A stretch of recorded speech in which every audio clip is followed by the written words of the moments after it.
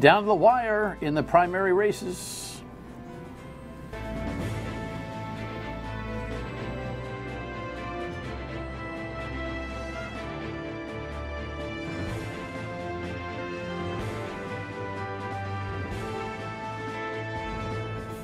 The Dan York State of Mind program is brought to you in part by Lookout Rhode Island and Taco Comfort Solutions.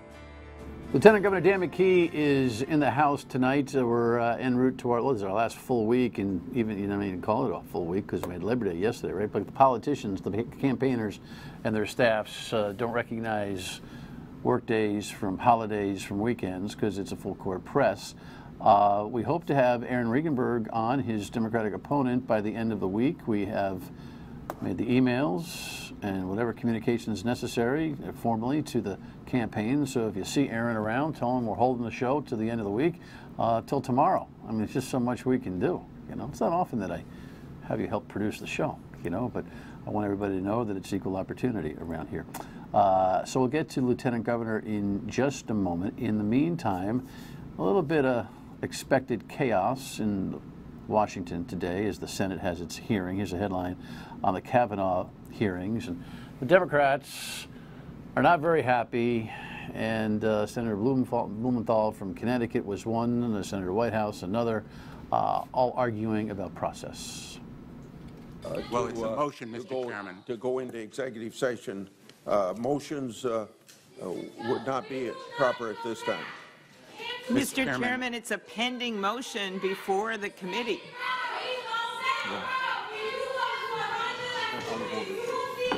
So Democrats and spectators alike very unhappy with the process. It all boils down to this. There are tens of thousands of pages of documents that the Democrats want to be able to pour through to find some little thing from Judge Kavanaugh, not in terms of his judicial decisions, but in terms of his role as Secretary of the White House, where he was the conduit for all paperwork that would go back and forth between anybody in the world and the George Bush administration.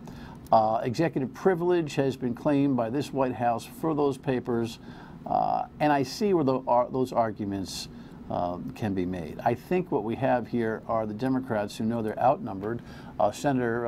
John Kyle has been nominated, by the way, just happened before we got on as we record this afternoon at 1 o'clock, has been named to replace the late John McCain, God rest him. And so that brings the Republicans to 51. Democrats don't have a shot here pre-election. I think they're playing a stall game. And it comes right down to this, man. Elections are about big things, like the Supreme Court. And it's an ugly feeling if you don't have the numbers and you pull out all the stops to try to do what you can. But inevitably, we already have a predicted 51 Republican vote and 49 saying, So we'll see how it all plays out. But for the most part, it's expected and the normal theatrics. In the meantime, not that it's not important things. I mean, these are important conversations. But in the meantime, let's come home here. In front of the State House today, little homegrown video from Dan York State of Mind for a press conference that the Lieutenant Governor had with a handful of Blackstone Valley mayors. In the state of Rhode Island, each and every one is important. Everybody that lives in those communities is important, and every community that lives inside those communities is important. So whether it's the hospital issue up in Woonsocket, where Mayor Baldelli cried out that, hey, we're losing a lot of tax money and we need to make sure we have a voice. We were there.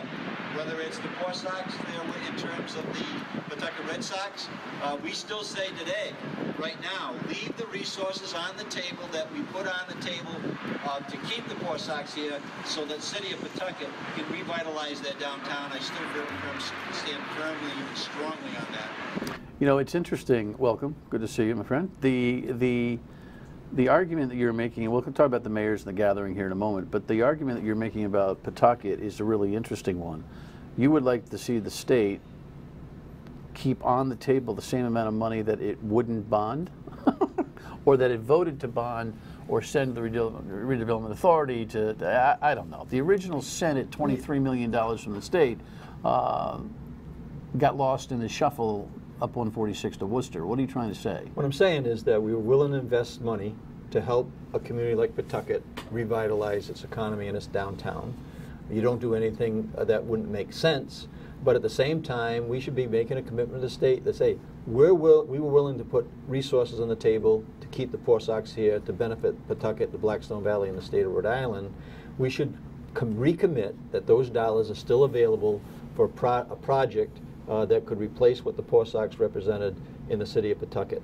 Now, if you do that, and you know that you can't put money out just for the sake of putting money out or resources, but it will attract some very good, I believe, projects that could be, that could be scrutinized, and then we can determine whether it made sense or not. People will come and invest in areas where they believe there's incentives to do that.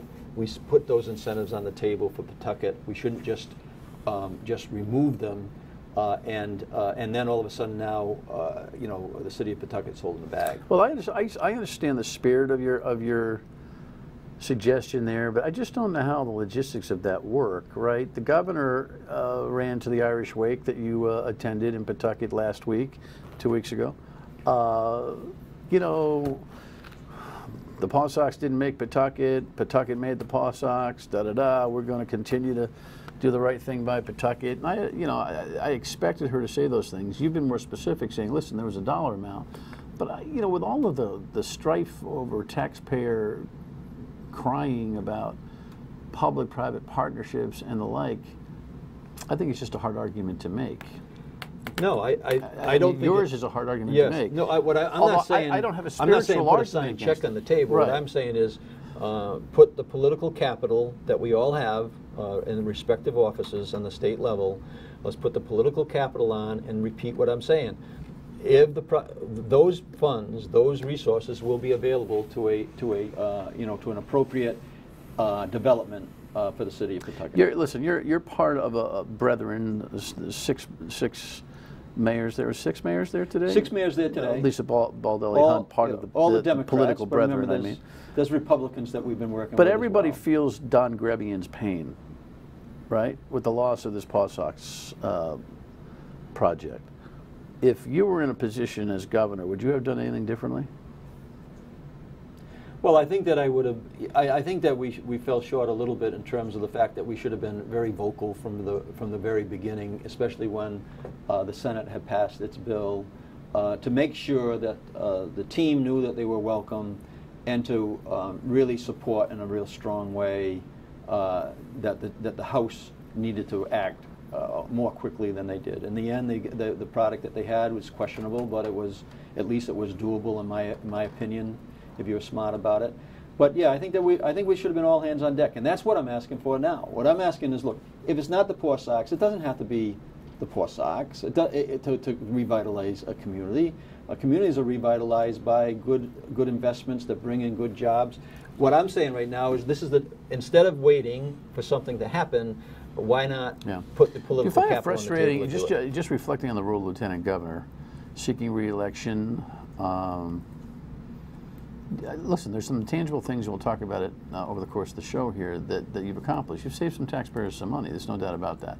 Perhaps a more tangible touch, taste, and feel opportunity for the citizens than any other lieutenant governor in recent memory.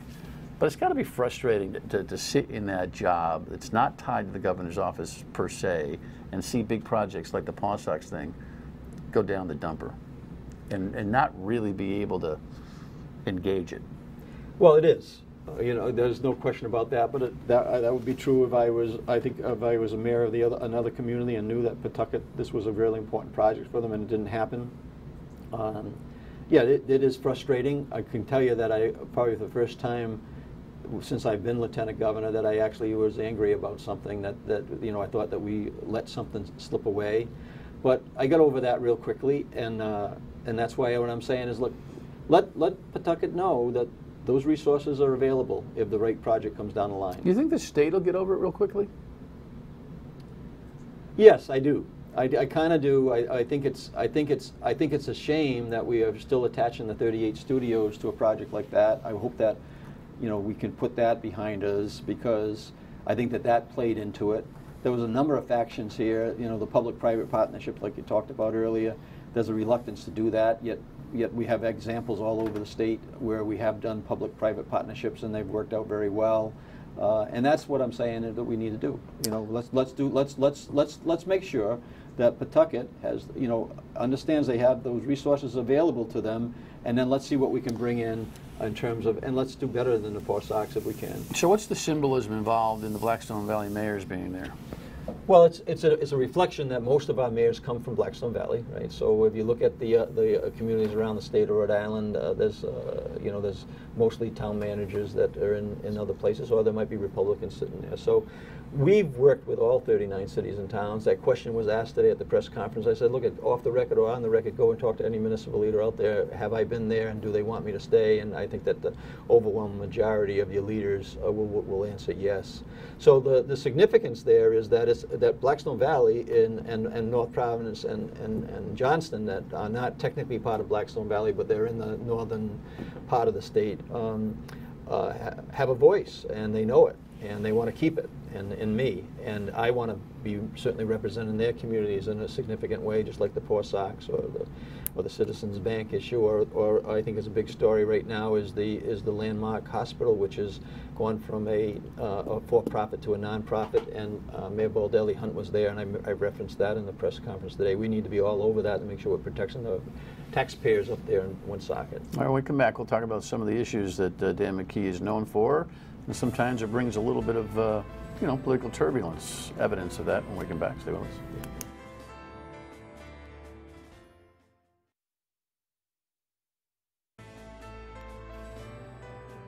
Dan McKee is most famous in our ranks for his support of mayoral academies. I take that personally, since I'm a Cumberland High School graduate, and those resources were taken away from Cumberland High School. Well, as a Cumberland resident myself, I found that was one of the issues he should most champion. Again, a debate that you and I should have. That's right. We have lots of future shows. I think, but it's fascinating. No notion of the experience between those two guys. You know, a guy who's young, kind of wet behind the ears, one step away from the governorship, versus a guy who's run mayoralties and is... Well, he was in Cumberland as mayor. We saw that. Then did not Cumberland help is one of the most well-run towns in the state, historically. I think that the schools need more resources in Cumberland. And, it's a turnkey operation, and Dan didn't do too much damage, except for the schools, which he damaged a lot. Old nemesis Bob Walsh, executive director of the National Education Association, the teachers union, here last week. They will never, ever admit that they've done anything well. His dad was our chairman. His dad was a chairman of our pension board, and we reduced a $60 million unfunded liability to less than $20 million. And well, they're both sharp guys. His dad's a sharp guy. Yeah. I think his dad's a little bit more conservative than the son is, but they've never gotten over the Mayoral Academy thing. They've never something that you began. No. We've highlighted the efforts at Blackstone Valley Prep and how that thing has grown, and of course there are more schools that have come under the umbrella. And Bob failed to mention that I put over $50 million of school improvements into our school districts. It's one of the fastest improving school districts in the state. Well, he was suggesting yesterday in the heat, or last week in the heat, and of course we still have the heat today. 90+ degree temperatures and no air conditioning in the Big Cumberland project. Yes. Blamed you for that too. Well, at least they have a safe space in town. The safe space for the town of Cumberland is the Wellness Center, which is air conditioned, and we can put well over 1,500 people in there. So that's the gym. That's the gym. Yeah, that's the gym. That's the gym. The Wellness Center. The gym. Yeah, the gym. But seriously, you've got a challenge inside the Democratic Party, because the teachers union has never gotten over the charter school effort that the leadership hasn't. The teachers themselves, we have many teachers that are supporting us for many reasons. So I'm not certainly, I don't think that's a Bob runs the whole show there. They know that I was probably the most instrumental politician in the state of Rhode Island to fix a school funding formula that brought millions of dollars, including about $30 million additional dollars to the city of Providence, and 80% of the communities in the state of Rhode Island were funded. Another millions and millions of dollars more. I was the leading person on that. The teachers know that. The teachers know that I'm the one who's saying that they should have Social Security benefits. Where's the union on that? Every teacher in the state of Rhode Island should have a Social Security benefit. I've been on the record saying that, and we should be figuring out how to do it, and fixing the federal law that really penalizes teachers, retired teachers, because they happen to not work in a system that had Social Security in a real significant way. So we have been outspoken about the issues that have to do with teachers. And the one thing they can't get over, the leadership, right, is in 2008 they testified that certain kids were not going to be able to learn based on their socioeconomic background, based on where they live, based on the language they speak, and basically based on the color of their skin. And they testified to that, and we hold them accountable for that statement. Now we've actually proven them wrong. We graduated the first class from the public school that I started, and the valedictorian couldn't speak English when she showed up as a 7th grader, and now she's valedictorian, headed to Tufts University. So we know. We had her here, and the public. That's right. And the public knows that what we did was right. I had 2 failed elementary schools in my town when I started. This, and I opened up an office for children with learning. I have doubled down on the importance of public education in my community, and now I'm doing the same thing in the state of Rhode Island with the results that we're getting. And I would challenge Bob and the rest of the crew to go and take a look at what's going on, and so that we service the families and the students in the state of Rhode Island totally, and make sure they hit that potential. Talk to me real quick about, we've covered these issues before, but in this campaign, do you think it's resonating, the work that you've been doing at the Public Utilities Commission? And battling National Grid? Absolutely, and that's one of the false stories that is being talked about by my opponent, right? So that actually I'm in bed with these big companies and the energy providers. I shopped my electricity yesterday, and I'm going to avoid the entire rate increase that's proposed for October 1st on the standard offer, and I'm going to do it safely. We're going to also continue the effort to protect. When you say I, meaning you individually, at the website Empower Rhode Island? At my house, I went online, and within 3 minutes, I shopped my electricity, and it's going to be about 30% lower than the standard offer that's been approved last week. I was the only politician that intervened at last week's session and said that those rates were too high, but we also, Empower Rhode Island now is becoming a household word. We just need to make sure that we back that up with enough information to people so that they understand they have options on the table. And we also need to put some resources in to protect the practice, some predatory practices that are going door to door, and they're going telemarketing, and they're going direct mail. And people need to be assured, as they can be on the Empower Rhode Island site, Dan, they can calculate whether they're going to save money or not. All right, well, that was part of some of the rock'em sock'em politics that have existed over the last couple of weeks. We'll talk about that when we come back. Stay with us.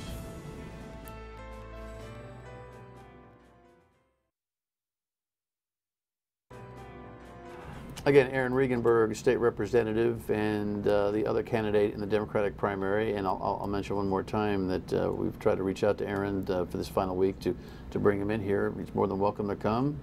He and I don't agree on a lot of things, but we've always had constructive conversations. So we'll see if he responds on our deadline. In the meantime, you and he have had some debates already. Another one scheduled on the radio tomorrow night on WPRO at 5 o'clock. During my program, hosted by Bill Haberman of our newsroom. This has been, I don't know if it's called a dirty campaign. I mean, there's always fist flying, but he has tried to represent some of your work on the electric side in a funky way. There was kind of a television headline that was, you say, manipulated and fake news and all that kind of stuff. I think we have a story on that. Go Local Prob, I think, posted some of the nonsense going on there. Has it been a tough ride out there well, I think that in the streets? Social media has really changed the way things work, and Aaron has really overstated his case in many ways. But you have to, if one thing happens, you need to push back. The one thing that I think that is most apparent is this fake news issue that everybody's concerned about from a national level. And Aaron took a report from WPRI, imposed his own headline, said that I was under investigation for misuse of taxpayer money, and then attributed that headline to the anchors of WPRI. So, and then advertised that out to thousands of people. In other words, to gain credibility for the story. Gain credibility for the story. But on request by the management, he pulled it down right away. He did pull it down, yeah. But the point is that I'm not under investigation. Thousands of people who would maybe think that everything they read on social media is true, maybe under the impression that I actually am under investigation for misuse of taxpayer money. I think that was a across the line moment in our campaign, and so now, because there was a number of small things, as you said, that really don't surface, but that crossed the line. There are a lot of with people that me. are paying attention to this race, thinking that this is a battle between the old guard Democrats and the new progressive wing. We do know that there's a House battle, and it's been a slow creep by the progressives to gain more and more ground.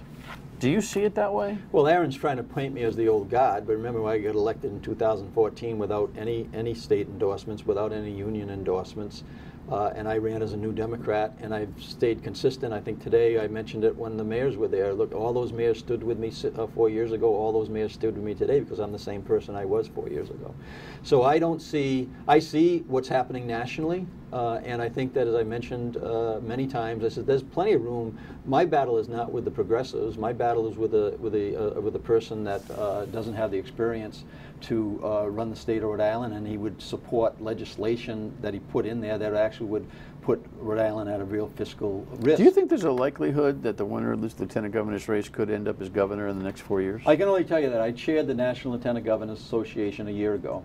And since I've been lieutenant governor, 8 lieutenant governors sit in the governor's seat today by way of either a presidential appointment or misbehavior or an open seat.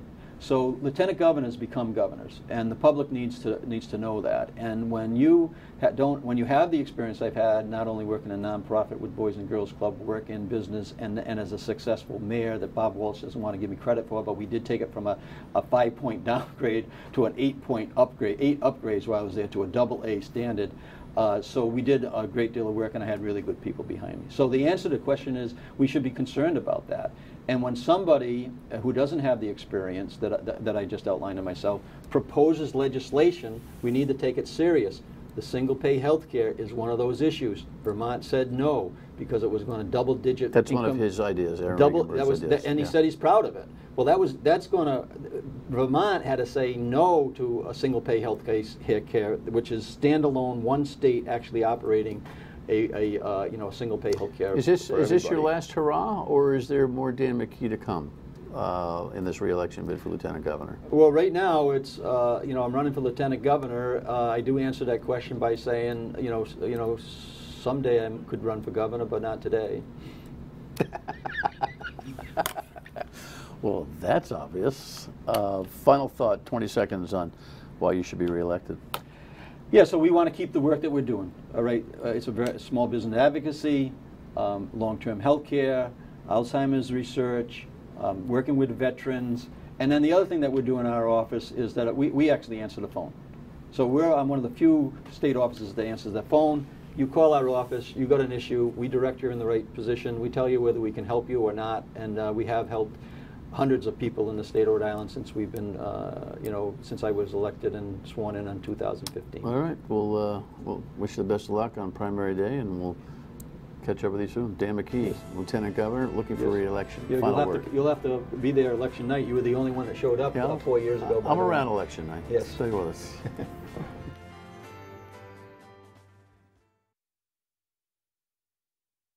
Now, coming up tomorrow night, important conversation. Bishop Thomas Tobin is going to be here. In fact, I think we're going to dig in so deeply to the trials and challenges the church has, is that we might have 2 shows back-to-back, Wednesday, Thursday. So be aware of that. We'll see you on the radio tomorrow at 3 until 6 on WPRO, and Lieutenant Governor debates at 5 o'clock tomorrow on WPRO. Good night.